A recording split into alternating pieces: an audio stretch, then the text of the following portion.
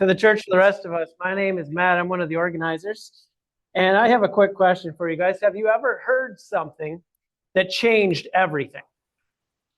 You heard it and you realized everything in your life just changed. Maybe it was your parents sitting you down and saying, Matt, we're getting divorced. Or maybe it was your wife telling you, honey, I'm pregnant. Or maybe it was a doctor telling you, I'm sorry, but you have cancer. Have you ever heard something that changed everything? Well, this guy, Peter Eastman, once did. He discovered a magazine that changed his life. So much so that he changed his name to the title of this magazine. So Peter Eastman is now known as Trout Fishing in America. Well, today we're going to talk about the evidence for Jesus raising from the dead. And the question is it true? Did it really happen? Because if it did happen, it changes everything. So the old Easter hymn writer says this. He says, you ask me how I know he lives, because I know he lives in my heart. And that sounds nice, but that's not a very satisfying answer to me. I've talked to Christians over the years, and they've said this stuff to me like, oh, I just don't need any evidence. I just believe in my heart. And that's sweet, but the problem is, I don't believe things that don't have evidence. 1 Corinthians chapter 15 is something I want to show you guys real quick. Can I get somebody to read that? It's on your papers in front of you. Can I get somebody to read? It's 1 Corinthians chapter 15, just verse 14.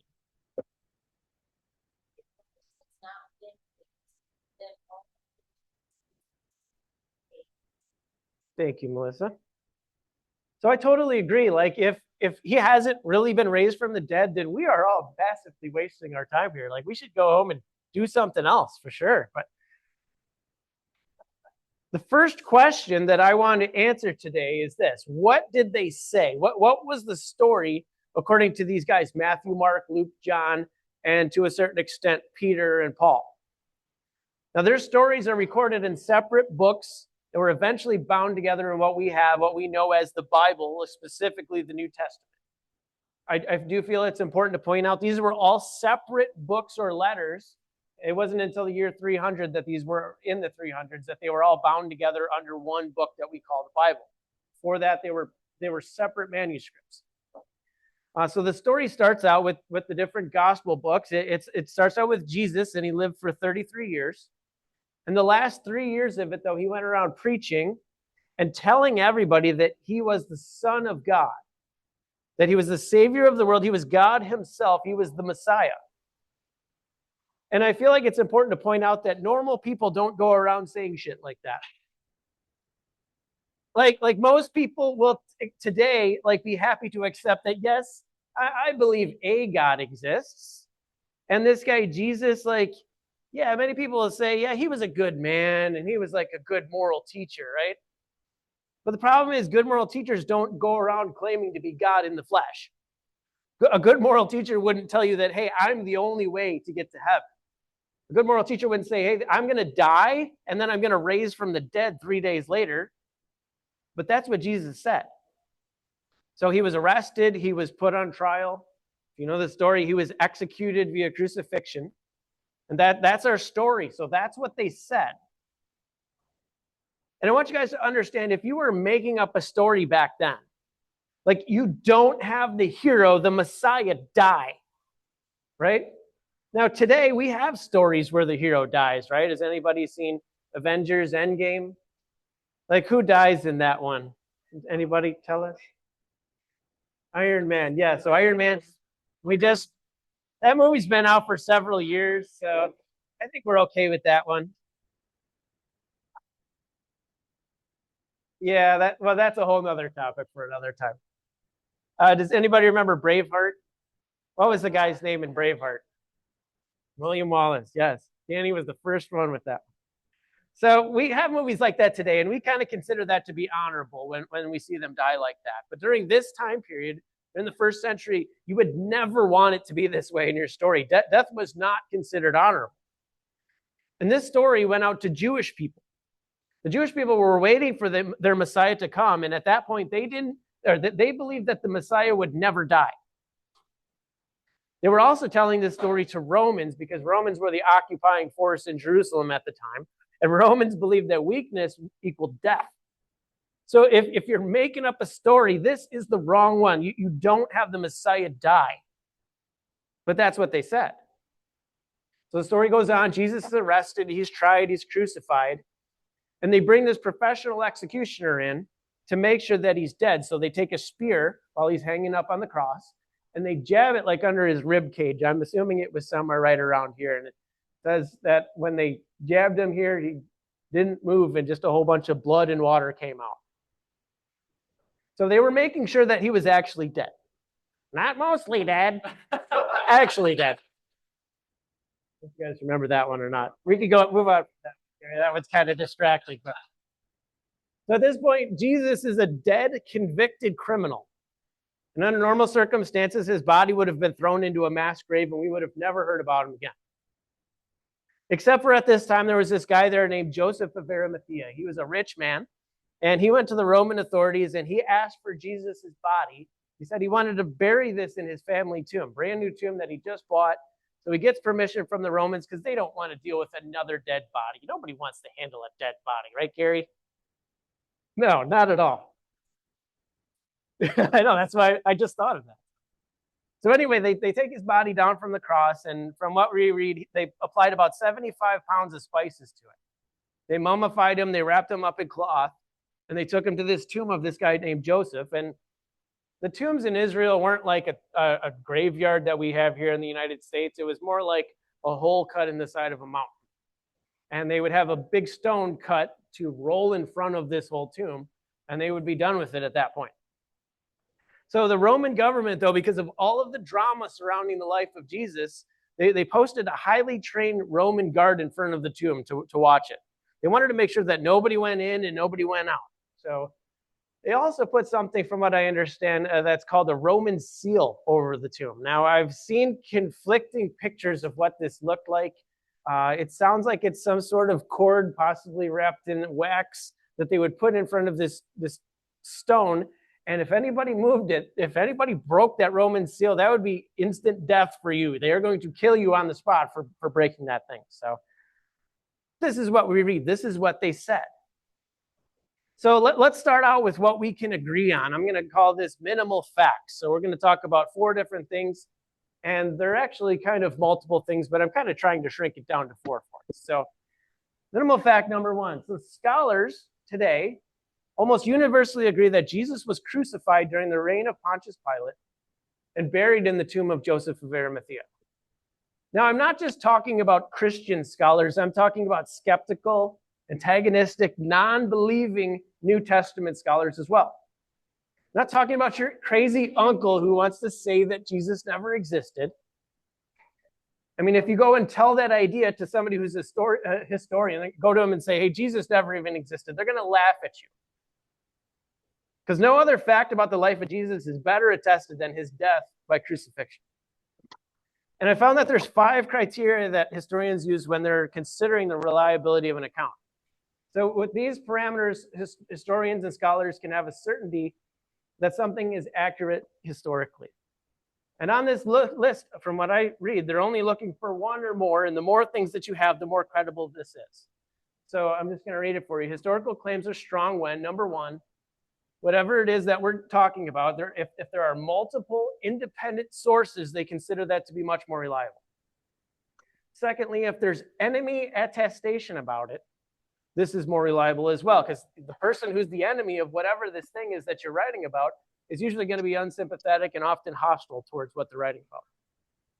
The next thing is if there are embarrassing admissions included in what this account is, they say this helps to show that there's no creative storytelling going along with it. Number 4, if we see eyewitness testimony, this also makes this a very strong account. The next one is the documents that we're reading and referencing are very early. When we talk about ancient documents being early, they usually say within this lifespan of 2 generations. So we could roughly say about 100 years during this time. If a document is within 100 years of the event that's happening, they consider that to be early. I did a message similar to this back in February, if you want to go back and check it out, but I talked about how the manuscript evidence we have for the Gallic Wars is about 800 years after this event actually happened, and that's still considered reliable by historians today. So what we're looking at is going to be much closer in time period than that. But anyway, the point of being, with the documents being early, it shows that there's not enough time for legend to develop or myths to develop and for the history and the truth to get distorted. Again, though, number one, scholars almost universally agree that Jesus was crucified during the reign of Pontius Pilate, buried in the tomb of Joseph of Arimathea. So we see that every gospel narrative says this. Matthew, Mark, Luke, John. We also see stuff about this in the writings of Peter. We have the letters of Peter. They're part of the New Testament. And the writings of Paul, which Paul wrote about half of the New Testament. But those are all Bible sources, are they not? I mean, because if we only use the Bible to prove the Bible, isn't that kind of like circular reasoning? So we do have external sources that confirm this as well. So the first one I got a couple of here to reference for you. So the Roman historian Tacitus talks about this event too. There's a Greek satirist named Lucian of Samosata.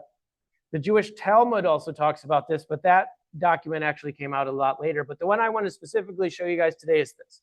It's a first century Jewish historian. His name is Josephus.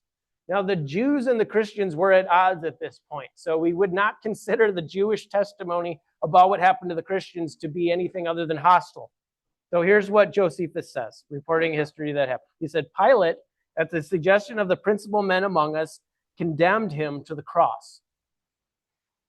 So let's go back just based off of what I said and look at these 5 different things. So the thing that we're talking about here is, once again, scholars universally agree Jesus was crucified during the reign of Pontius Pilate, buried in the tomb of Joseph of Arimathea. So do we have multiple independent sources? Absolutely. Matthew, Mark, Luke, John, Peter, Paul, and Tacitus. Sorry, these guys' names are hard to remember. Josephus, and there's a couple other ones. The Jewish Talmud talks. So absolutely, we have a bunch of multiple and independent sources. Next thing would be, do we have enemy attestation for this fact? Yes, absolutely. This guy Tacitus was hostile towards this. Josephus was hostile. A bunch of these guys were hostile towards this whole narrative.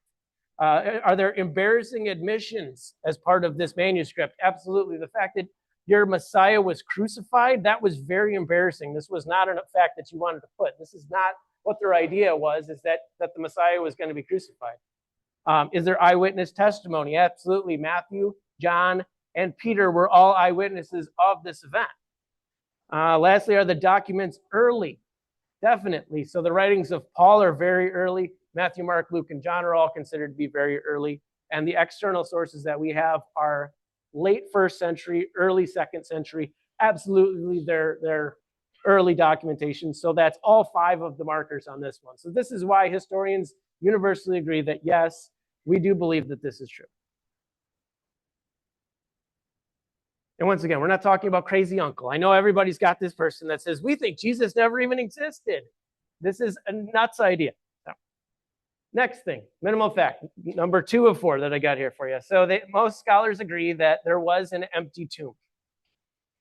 This might surprise you. I was kind of surprised by this, but they nearly universally agree on this. So once again, Jesus was crucified. He was put in this tomb, and then there was silence for the next 3 days.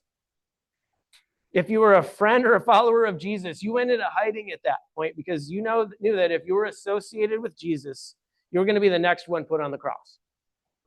But all of a sudden, these guys come running out and tell everybody, hey, Jesus rose from the dead. Again, this is nearly universally agreed to by Christian and non-Christian scholars as well. But the debate is, why was the tomb empty? And skeptics have come up with reasons, and I'm going to share a few of you as to why. Reason number 1 is the wrong tomb theory.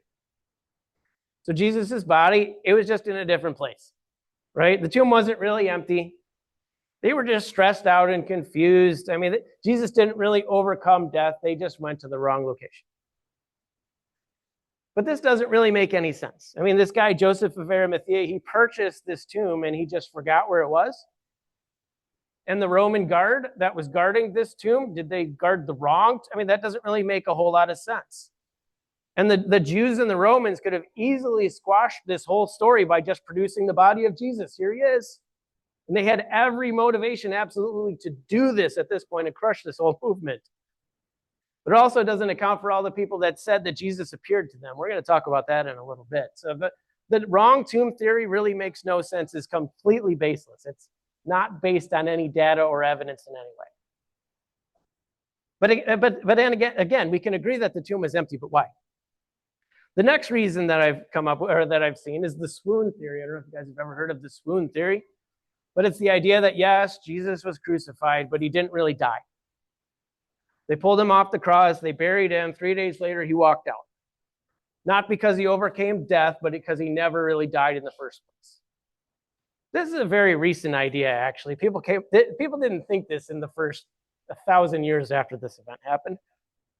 People back then weren't suggesting this at all. So this theory is problematic for several reasons. So first of all, it doesn't take into account the horrendous scourging and torture that was involved with the crucifixion. If you know the story at all, Jesus would have been lashed 39 times with a whip that contained little pieces of sharp bone, pieces of glass, and his back would have been completely shredded after this.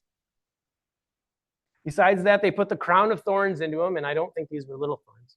You guys ever had a little thorn? That sucks, but can you imagine a big thorn being thrust into your skull? That's a problem. Besides that, though, think about the nails in his hands and his feet. You imagine trying to walk after your feet had been nailed to a cross. It's just not realistic to think this way. Besides that, Jesus hung on the cross for 6 hours. He had a spear put in his side. I mean, there's lots of loopholes with this one. You can see why this one doesn't really hold water. Besides that, the Roman soldiers were professional executioners. They killed people daily on crosses. And they knew that if they didn't do their job properly, if somebody survived a Roman crucifixion, they were going to be the next ones to be crucified. Besides that, there are no historical records of anyone ever surviving a crucifixion. And think about the logistical problems of him getting out of the tomb, rolling the stone. I mean, I don't think I need to waste any more time on this. Can you imagine the Messiah being broken and all of this stuff, trying to lead this sort of movement? It just doesn't make any sense. It also doesn't account for the conversions of people like the Apostle Paul, James, the brother of Jesus. We're going to talk about that in a little bit, actually. But I would say the swoon theory makes no sense, and actually today is nearly universally rejected by scholars. Next one before we move on. The disciples stole the body, right? The fraud or the conspiracy theory, as it's called. Everybody loves a good conspiracy theory today, don't they? We're all about conspiracy theories here in the United States, especially during election season, which we're not going to talk about today. Jan. I'm just kidding.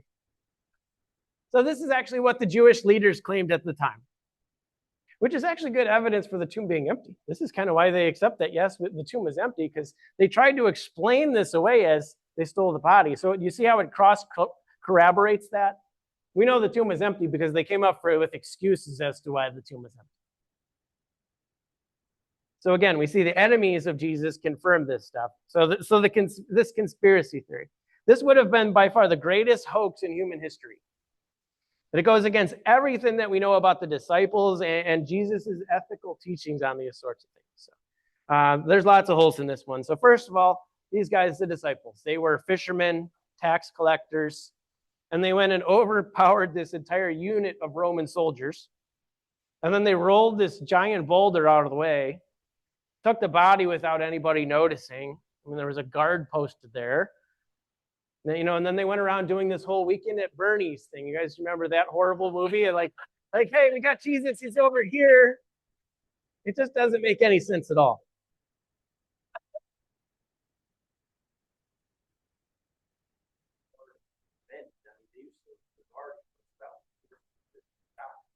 Yeah, it was more than a couple, for sure.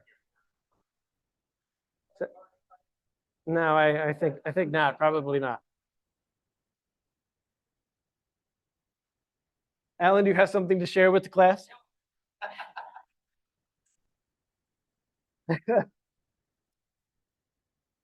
this one also doesn't account for the fact that the disciples had said that they had experienced, had genuine experiences with the resurrected Jesus. They were so convinced that they ended up suffering and dying for their belief. don't know if you guys ever thought about this, but like somebody might be willing to die for something that they think is true. I'm sure that happens quite a bit, but I don't think anybody would die for a known lie. Like, I know this is a lie. I know this isn't true, but I'm going to die anyway, knowing that. The old saying is that liars make poor markers. Lastly, it also doesn't account for the conversions of James, the conversions of Paul. We'll talk about that more. So let's move on to number 3, fact number 3 of 4 here. The post-resurrection appearances of Jesus. This one was kind of surprising to me. Something happened, though. Almost all scholars and historians will agree. There's an atheist scholar and New Testament historian. His name is Gerd Lüdemann. This guy's not a Christian. He's an atheist. He says this. He says, it may be taken as historically certain that Peter and the disciples had experiences after Jesus' death in which Jesus appeared to them as the risen Christ. There's no dispute among scholars that the disciples experienced something.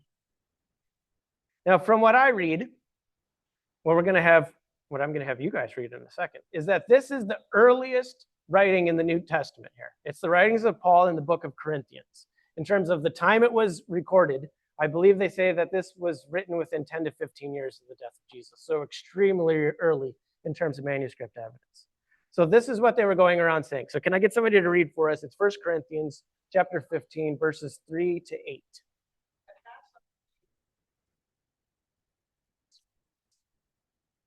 Christ died for our sins, just as the scripture said. He was buried.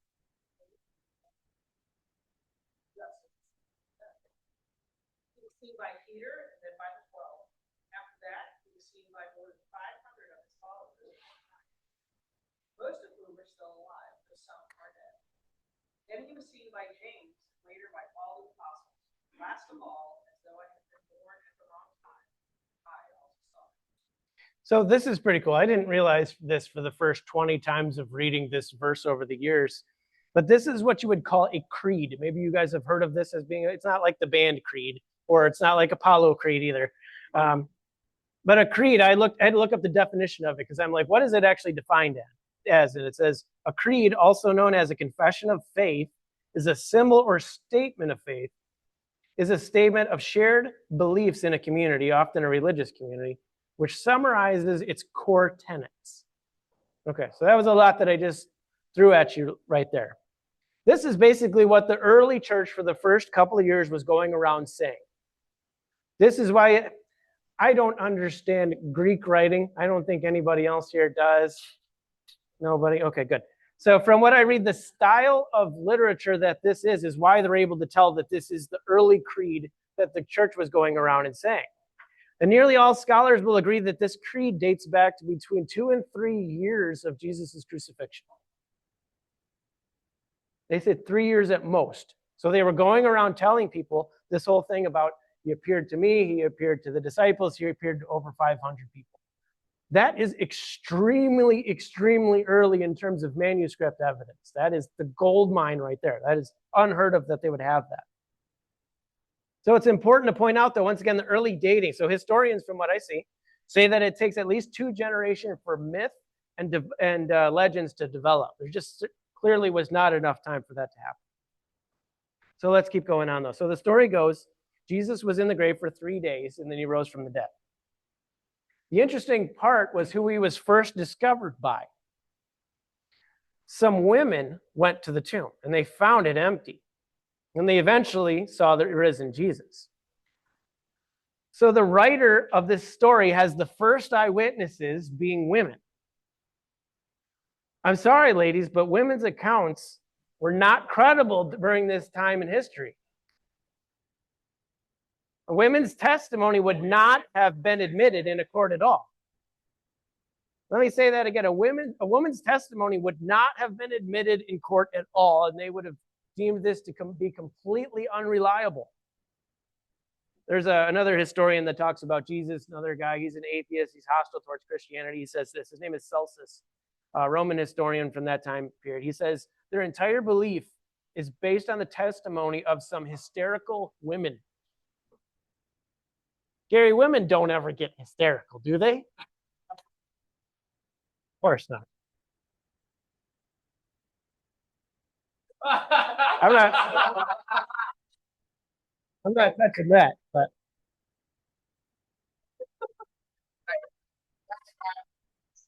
you're welcome. Gary's kind of the easiest one to pick on. So if you're going to be up here speaking next, make sure you pick on Gary, whoever it is. But anyway, if you're making this story up, you would never want to have women as the first eyewitness testimony. This was embarrassing. Like, you want him to appear to like the most important people, but instead he appears to some women. It definitely takes power away from the story, takes credibility away from it too. So the question is, why do Matthew, Mark, Luke, John all say that it was women as the first eyewitnesses?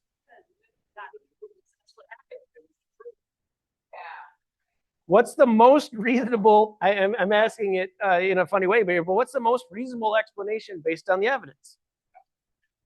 Because they were. The last thing I want to point out just with this fact number 3 is the transformed lives of the disciples. I mean, once again, they'd have to die for a known lie in this scenario as well. Something that they knew was false because they would have been the witnesses of this thing. All right, let's continue on. So I'm going to bring this slide up again for us. So the five markers that they have for this, and let me just summarize this properly. Post-resurrection appearances of Jesus. Multiple independent sources, absolutely. Matthew, Mark, Luke, John, Paul, Peter. Besides that, you have the testimony of this guy, Celsus. I happen to know that Tacitus also talks about this, and Josephus talks about this, and all 3 of those guys would have been hostile towards this. So yes, we have many, many independent sources that reference this. Enemy attestation, yes, once again, it's those external guys that talk specifically about this event. Embarrassing admissions, the women are the embarrassing admission here that they said the women were the first one. I'm sorry, Jody, but it really is for somebody who's writing in the 1st century. Don't be mad at me about it. It's in a history book. Blame it on the Romans. Yes, that's gonna be our statement of faith. Is blame it on the Romans. Do we have eyewitness testimony? Absolutely. Matthew, Mark, Luke, John, Peter for sure. Paul, you could argue Paul later on was, I should say, the actual eyewitness testimony would have been Matthew, John, Peter for sure, and you could make the argument of Paul. Are the documents early? Absolutely. I mean, they're 1st century, early 2nd century, so definitely would have been considered early documentation. By the way, guys, there is a lot more evidence than this. I mean, I could spend literally the whole day going on with this sort of stuff, but we got a shortened amount of time. But I don't want you to think that this is all that there is. And I did a message once again back in February. It's on our website if you want to go out and check on it. It wasn't specifically about evidence for the resurrection. It was just evidence for the New Testament, evidence for Jesus. And once again, that is kind of not even scratching the surface of how much information there is out there. All right, let's go to the next one. So the hallucination theory. I'm not going to spend a lot of time on this one today either, because hallucinations, first of all, don't happen to groups. Hallucinations are very individual. And we see Jesus appeared to individuals, yes, but he also appeared to small groups of people. He appeared to large groups of people. At one point, he appeared to 500 people or more. It's also important to point out that he wasn't a ghost, right? I mean, that's kind of how you would almost think that he would be coming back to you, but every one of the accounts of Jesus showing up is he was there physically. Like, they touched him. In some cases, they ate food with him. They hugged him. So he wasn't a ghost. And it would really ruin the credibility of this if everybody had a different way that they said Jesus appeared. Like, one guy says, oh, I could hear him audibly, and that's all it was. And the next person said it was a ghost, and this person said he was there physically. No, they all say the same thing, that he was there with them physically. So that was the hallucination theory, and I will tell you guys that this one is pretty universally rejected by scholars today. No, not really anybody believes that one anymore. So last fact, what we're going to get onto, fact number 4 of 4. We're getting to the end. The origin of the Christian faith. No scholar out there that I ever saw disputes the fact of that Christianity exploded out of 1st century Israel. There's so much documentation, I wouldn't even know where to begin to talk about the explosion of Christianity. But the question is, what is the best explanation for why Christianity exploded? And the one that I saw in this was the copycat theory. That's the last one we got on there. So I don't know if you guys have ever heard of the copycat theory, but it's the theory that Christianity is just a knockoff of paganism and pagan gods. There was a movie that was made popular, and I'm going to butcher the title of this because I don't really know how to say it properly, but it looks like Zeitgeist to me. Have you guys ever heard of Zeitgeist? So in this movie, it came out in 2007, and it said that Jesus was just a copy of Egyptian gods such as Mithras and Horus. If you guys have ever, I'm sure nobody's ever heard of these guys. And I've seen like debates and like college interactions between like Christian kids and atheists, and they'll say this to the Christian kid and be like, that Jesus is just an exact knockoff of these other Egyptian gods from hundreds of years before. And they'll go to him and say, yeah, Jesus, these guys, Horus, he was born of a virgin. He had 12 disciples. He died on a cross and he rose from the dead. All they did was copy this from Greek or from Egyptian mythology. And I remember the first time I read this being kind of almost feeling defeated about this. Like, wow, if Jesus really is a knockoff of Egyptian gods, like this just wrecked my worldview today. But the problem with this claim is it's just flat out false. If it was true, Christianity would have quickly collapsed in the first century. So I'm going to show you guys I don't have time to go through all of them. I would love to go through all of them. We don't have time for that. This is Horus. I want to introduce you guys to Horus. Jesus would look like this guy and say it's like looking in a mirror. Right?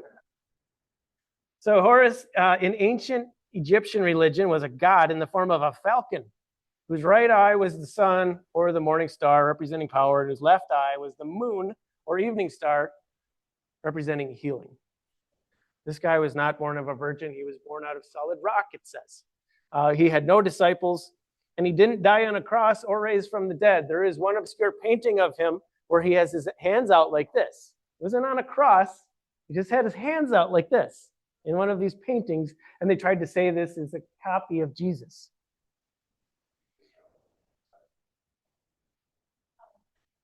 The alleged similarities are either greatly exaggerated or they are completely fabricated. This is just something that's just meant to trip people up. So what does that leave us with? I mean, we still know about Jesus, and we're still sitting here in a brewery 2,000 years later talking about it. And it's interesting, when this event happened, whatever the event was, whenever it was, tens of thousands of people put their faith in Jesus. And these were the same people that did not believe in Jesus back when he was alive. They saw him. They probably met him. They saw him perform miracles. They listened to his teaching. They still weren't convinced. But 3 days later, everything changed. One of these people was Jesus' half-brother, James. So during the life of Jesus, we see James going around and he's telling people, hey guys, my brother says that he's God, but he's really not. He's kind of crazy, and that's understandable, right? I mean, question for you all, what would it take for you to believe that your brother is the Messiah? I mean, probably 50% of us have a brother. I have two brothers. And I don't know that there's hardly anything that could make me believe that they are the Messiah. I'd be like, I saw him pick his nose. Like, come on, he's definitely not the Messiah. He's not God. But check this out. After Jesus dies, James, his brother, becomes the leader. Not only does he become a believer, but he becomes the leader of the church in Jerusalem. How did that happen? I'm going to dare say it took a resurrection. The very people that deserted Jesus when he was put on trial and he was crucified suddenly got all of this courage to go out and boldly proclaim that Jesus rose from the dead and that he was alive. And just saying that during this time period would get you killed too, by the way. So what less than a resurrection would have that effect? I'm going to show you guys this guy, Blaise Pascal. He was a French mathematician, physicist, inventor, philosopher. He says this in regards to the New Testament. He says, I believe the witnesses that have their throats cut. If you're willing to die for what you're proclaiming, that says something. That gives you a little bit of credibility. And that's what happened. The disciples and other people around them as well, ended up getting killed because they wouldn't recant on their story. So just a couple of them. Matthew, one of the disciples, he was killed by a sword in Ethiopia. Mark died in Alexandria, Egypt. He was dragged by horses through the streets of the city. Luke was hung in the country of Greece. Peter was crucified upside down. Thomas was stabbed in a spear in India. James, brother of Jesus, was beheaded in Jerusalem. You can make the case that the resurrection was like a conspiracy by the disciples a lot better if they were like making money off of this, or they were gaining power off of this somehow, or they were going on Oprah. I mean, that would be a lot easier to sell, but they weren't. They got nothing. The only thing they got was killed out of this. And once again, we're to believe that they did all of this for a known lie. So you have to ask yourself, what is the most logical and reasonable conclusion based on the evidence? Maybe you're here today and you're thinking, you know what, I'm not so sure. Or maybe you're watching on Zoom and you're thinking that. And that's okay. But the truth is that you should want this to be true. Because if it is, it changes everything. It answers this question of like, why are we here? If the resurrection is true, then we do have hope and we do have a purpose. We don't have to wonder. Now, I know there are other good moral and I guess just moral teachers out there, but none of them defeated death. That's what separates Jesus from everybody else. And if Jesus really rose from the dead, we can have confidence in what he said and that what he said is the truth. It takes away that wondering. Because you know what? If Jesus actually took our sins on the cross and buried them in the grave, then maybe we really have been cleaned. Maybe our past can be left in the past. Maybe we really can have new hope and new life. And if there is an all-powerful God out there that can say, Jesus, come out of the grave, then maybe there is enough power out there to say, addiction, be broken. A broken heart, be healed. That's the hope for you and the hope for me. Because the reality is, like, if this world is just an accident and we're just eventually going to burn up, then why do we even continue on with our days? If it doesn't matter at all? But if the resurrection is real, then we have a reason to hope. We have a purpose. And we should pour out our lives for other people to know him. I mean, besides that, if the resurrection is true, then we have no reason to fear death. We have hope beyond this world. Like without Jesus, this world is as good as it gets for us. We've already reached the pinnacle of it right now, if that's the case. But with Jesus, this place is actually as bad as it gets. It just gets better from here. And ultimately it's going to be a decision that you're going to have to make. And I love this verse. It's Revelation 3:20. I'm going to read it for you because I want to be real dramatic about it. This is Jesus speaking. He says, look, he says, I stand at the door and I knock. And if you hear my voice and open the door, I will come in and we will share a meal together as friends. I think that's pretty cool. Honestly, when I was putting this message together over the last couple of days, I was reading that and I was getting choked up along the way. It doesn't have to be wishful thinking. It doesn't have to be, okay, I'll put my faith in a myth. There's evidence, and this is a very reasonable faith. I actually kind of hate this word faith because it's been like packaged and sold to us like, okay, faith means that like this probably isn't true. And I know there's no evidence for it, but I just believe it anyway. There's so much more evidence than what I've gone over today with you guys. Check out that other message if you're into evidence. But at some point, it's not about the evidence. It's about your heart. Yes, Crash? Mike Tyson also loved the word faith. Okay. Why is that?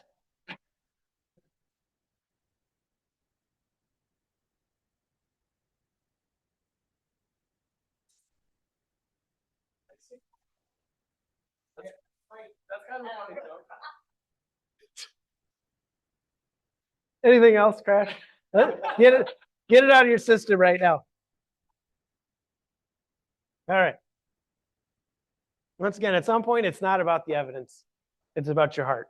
Like, if you don't want to be convinced, it doesn't matter what evidence I show you. Even if tomorrow there's like some new discovery that blows everybody's mind, you still won't believe. And I hope that today, if you are skeptical, you could at least say, you know what? I do want this to be true. And maybe, you know what? This is worth checking out. Because it really does change everything. But it starts with a decision in your heart. And it's a decision to say yes to God. Not to religion, but to a relationship with the God that loves you, that died for you and came here for you, and who wants to eventually bring you home.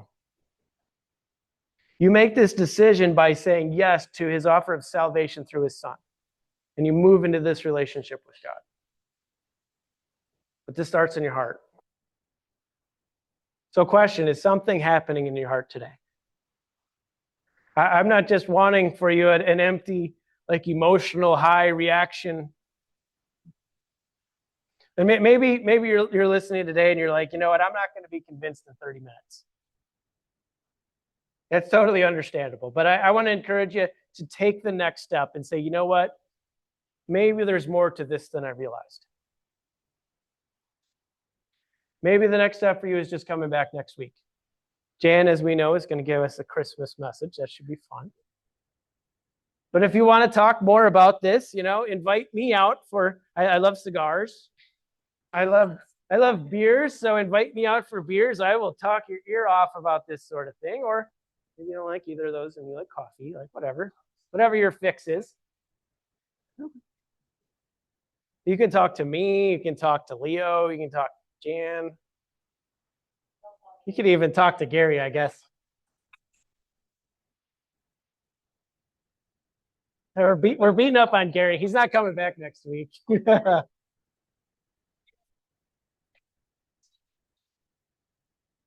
want to leave you guys with this question, though, just today. What does this mean for me? And what's my next step? So I'm going to pray for you guys, for me too, for all of us. If you are the praying variety, I should say if you're not the praying variety, I just encourage you to think about these things. Take some time to really reflect on this and, maybe get away by yourself and just listen and see if maybe there is somebody talking to you. So. But if you are the praying variety, pray with me now. Oh, dear Lord Jesus, God, thank you for this day. Thank you for this church. And thank you for allowing me to speak in your word today, God. I just pray that that you would soften people's hearts, open people's ears, and open people's minds to hear what you have to say to them. God, you're so much better at it than I am. I'm doing the best I can, but God, I just pray that you would use me in some small way to help somebody. God, you're so awesome. I thank you that we don't have to have a blind faith. I thank you for giving us this evidence so that we can believe based on what we can actually see. Your word says, I'm going to butcher it, but your word says, you believe because you see. The people that believe without seeing are the ones that are blessed. And God, I wish that could be me, but I'm the one that has to see. So, but anyway, God, I'm rambling on. So I love you. Thank you for this church, and we praise you in Jesus' name. Amen.